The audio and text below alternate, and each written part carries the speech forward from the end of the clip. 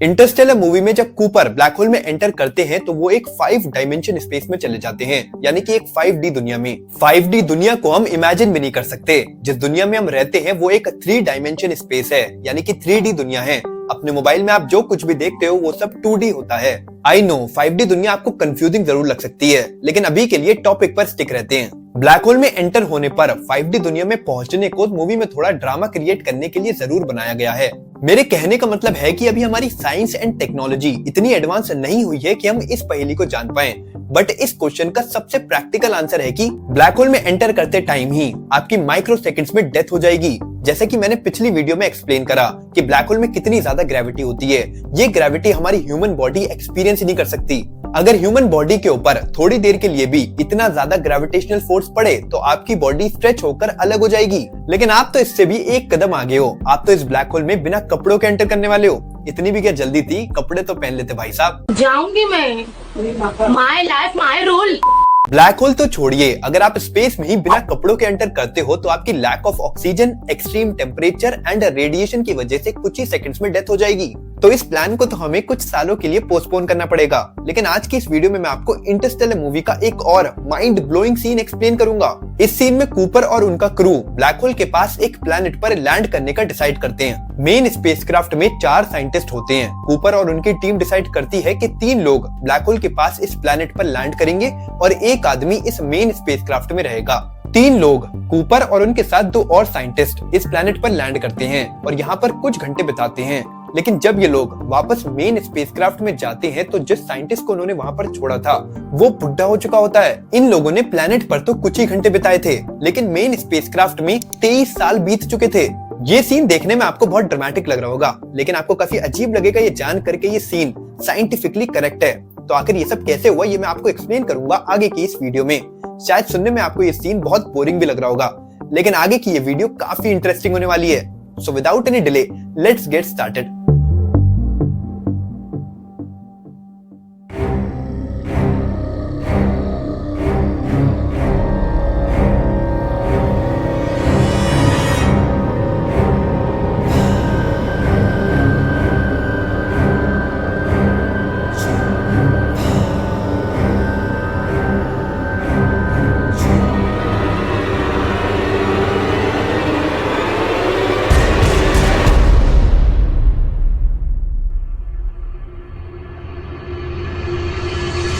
अब आगे जो मैं आपको इंसिडेंट सुनाने वाला हूँ उसके लिए आपको आइंस्टाइन की जनरल थ्योरी ऑफ रिलेटिविटी समझना जरूरी है। इस थ्योरी के अकॉर्डिंग जितना ज्यादा एक ऑब्जेक्ट पर ग्रेविटी होगी उतना ज्यादा उस ऑब्जेक्ट पर टाइम स्लो हो जाएगा। फॉर एग्जाम्पल, सन की ग्रेविटी अर्थ की ग्रेविटी से 28 गुना ज्यादा स्ट्रॉन्गर है, तो सन पर टाइम अर्थ के कंपैरिजन में स्लो बीतेगा। यानी कि अगर अर्थ पर 2 घंटे बीतेंगे तो शायद सन पर 1 घंटा बीतेगा। अब देखिए, स्लो टाइम से मेरा मतलब ये नहीं है कि सन पर आप स्लो मोशन में काम करोगे। सन पर आप नॉर्मल ही रहोगे, लेकिन अर्थ के कंपैरिजन में सन पर टाइम स्लो चलेगा। आई नो थोड़ा कंफ्यूजिंग जरूर है, लेकिन इस चीज को आप इस एग्जाम्पल से समझ जाओगे। इमेजिन करिए 2 ट्विन्स हैं, इनकी उम्र 10 साल है। एक ट्विन अर्थ पर रहता है और दूसरा ट्विन सन पर चला जाता है। अब अर्थ पर 20 साल बीत जाते हैं। एक ट्विन जो सन पर गया था वो अर्थ पर वापस आ जाता है। जो ट्विन अर्थ पर रह रहा था उसकी उम्र अब 30 साल हो चुकी है, लेकिन जो ट्विन सन से वापस आया है उसकी उम्र अभी सिर्फ 20 साल ही है। आई होप अब आप समझ चुके होंगे कि कैसे ग्रेविटी टाइम को इन्फ्लुएंस करती है। अब देखते हैं इंटरस्टेलर मूवी का ये फैसिनेटिंग सीन। कूपर और उनका क्रू ब्लैक होल के पास एक प्लेनेट पर लैंड करने का प्लान कर रहे हैं। इनका मेन मिशन है कि मिलर, जो कि इनसे पहले इस प्लेनेट पर लैंड कर चुकी हैं, उनको और उनके डेटा को मेन स्पेसक्राफ्ट में वापस लाना।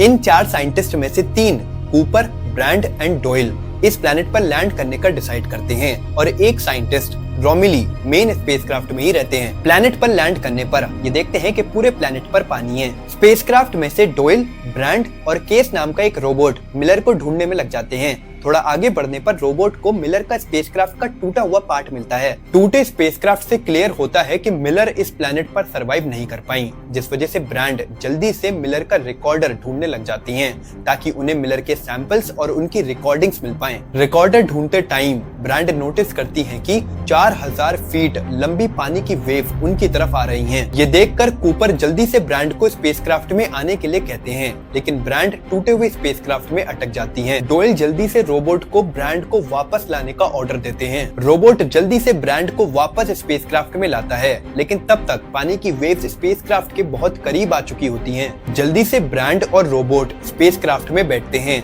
लेकिन जैसे ही डोयल स्पेसक्राफ्ट में बैठने वाले होते हैं, तभी पीछे से आती हुई तेज पानी की वेव्स उन्हें अपने साथ ले जाती हैं। ये देखकर कूपर जल्दी से स्पेसशिप के सारे दरवाजे बंद करते हैं और ये लोग जैसे तैसे इन बड़ी पानी की वेव्स को सरवाइव करते हैं।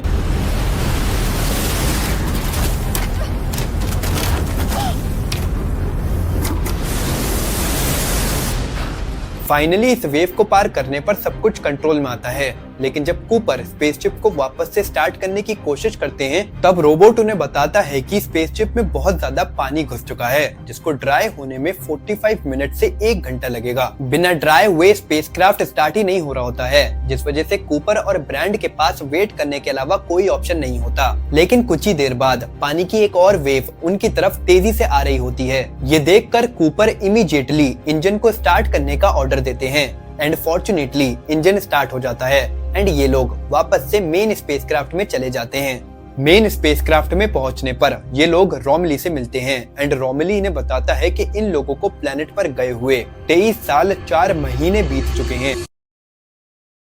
ये इसीलिए हुआ क्योंकि इस प्लेनेट का 1 घंटे का टाइम अर्थ के 7 साल के बराबर है, क्योंकि ये प्लेनेट ब्लैक होल के बहुत ही करीब था, जिस वजह से इस प्लेनेट पर बहुत ही ज्यादा ग्रेविटी थी, जिस वजह से इस प्लेनेट का टाइम अर्थ के कंपैरिजन में बहुत ही स्लो था। इस सीन से बहुत ही एक्सीलेंट तरीके से दिखाया गया है कि कैसे ग्रेविटी टाइम को इन्फ्लुएंस करती है। आई होप ये सभी चीजें आपको समझ आई होंगी, और आज के लिए बस इतना ही। Do connect for more such videos. See you next time. Bye bye.